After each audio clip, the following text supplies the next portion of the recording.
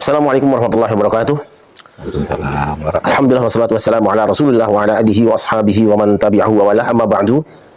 Para pemirsa pada Suka TV dimanapun Anda berada, alhamdulillah pada malam hari ini saya dapat silaturahim di kediaman siapa lagi kalau bukan pakar hukum Indonesia, Profesor Dr. Mahfud MD. Alhamdulillah dalam keletihan beliau masih berkenan menerima kunjungan kami bersama teman-teman.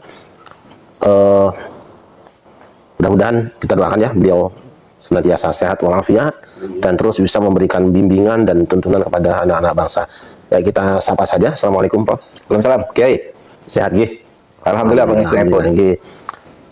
Kita ingin bincang-bincang Prof tentang yang sedang ramai hari ini karena kebetulan kemarin begitu muncul ada surat cinta dari seorang Profesor Dr. Mahfud MD.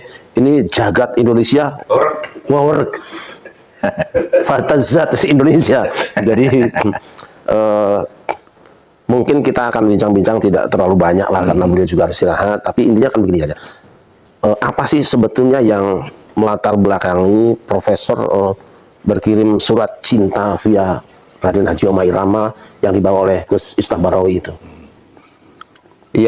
Yang pertama kali masalah nasionalisme saya ya, rasa kebanggaan saya terhadap Indonesia itu ternodai oleh sikap-sikap beberapa habaib. Tidak semua habaib, saya punya banyak teman habaib juga yang sampai sekarang masih silaturahim. Tapi ada beberapa habaib yang membuat hal-hal yang bagi saya menodai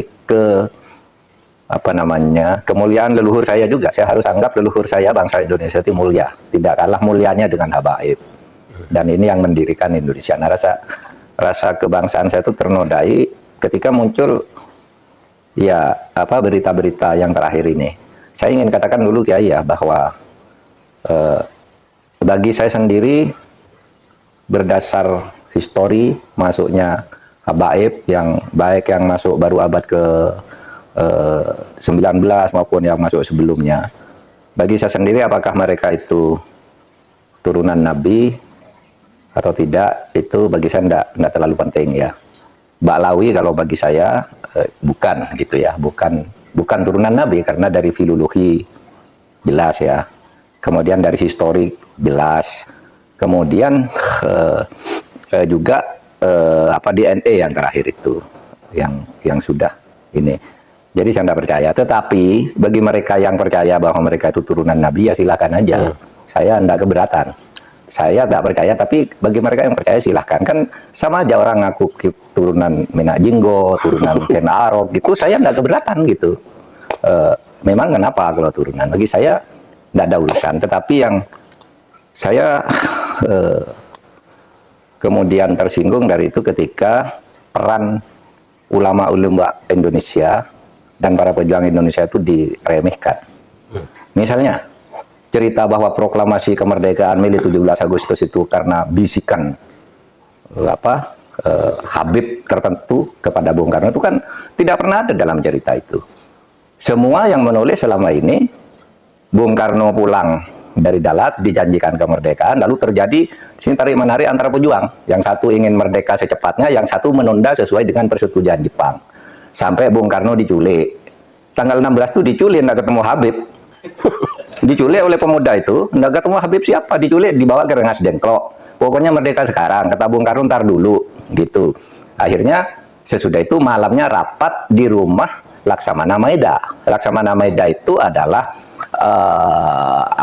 Dandim lah, Dandim kota Batavia, tapi angkatan laut kan, karena di Batavia, Dandim Batavia kalau itu.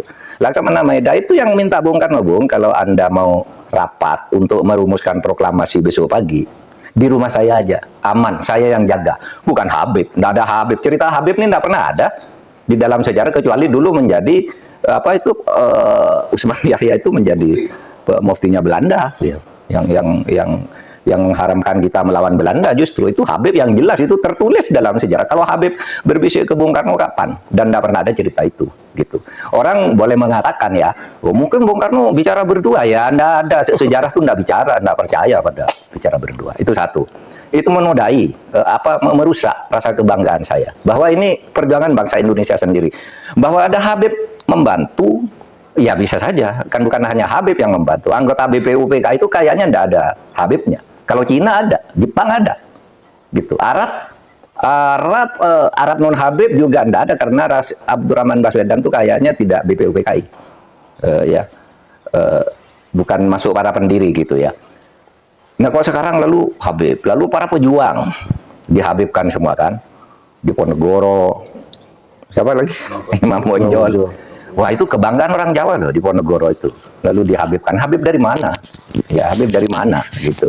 Nggak ada sejarahnya yang menyatakan itu. Nah itu, apalagi sekarang langkah-langkah khurafat ya yang dibangun oleh mereka, yang ketika itu muncul gitu kita nganggap kan itu seperti dongeng, bukan buat seperti wahyu.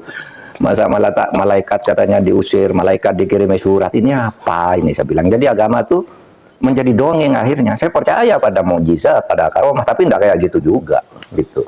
Yang cerita-cerita Habib. Nah, ketika ini muncul kan Rumah Irama dituding-tuding oleh seorang Habib. Rumah Irama, kamu fitnah, tunjukkan siapa yang bilang gitu. Kan kemudian muncul semua nih, ngomong ini ngomong ini ngomong ini, ada yang macam-macam bahwa satu kaki Habib itu lebih tinggi, lebih mulia dari 70 kepala kiai kan gitu. Itu kan penghinaan betul. Kalau orang tidak terhina dengan ini, saya kira tidak, rasa kebangsaannya rendah karena itu dinyatakan, harusnya ditegur lah oleh kelompok habaibnya sendiri. Ada yang bilang juga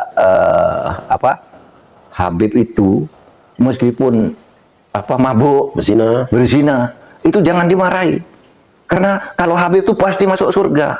Aduh dari mana? Nah kalau gitu dan ini tidak ada yang menjawab bahwa ini tidak benar gitu, tidak ada Habib yang menjawab gitu, bahwa ini loh yang dikatakan, kan tidak ada tuh yang menjawab, hanya berkekeh aja bahwa Habib itu berperan di Indonesia, Habib itu wali, Habib macam-macam gitu. Nah oleh sebab itu, bagi saya ya silahkan, Anda keturunan Ba'lawi gitu kan, ya silahkan, saya keturunan Mahmudin gitu, ya kan sama aja, Anda keturunan Minajinggo, tidak apa-apa, Minajinggo juga, bagi saya sama aja Minajinggo atau Ba'lawi gitu, Kenarok gitu. Artinya mereka ini mempunyai kedudukan yang sama di depan hukum dan pemerintahan. Nah, yang khurafat-khurafat itu menurut saya harus diakhiri sekarang.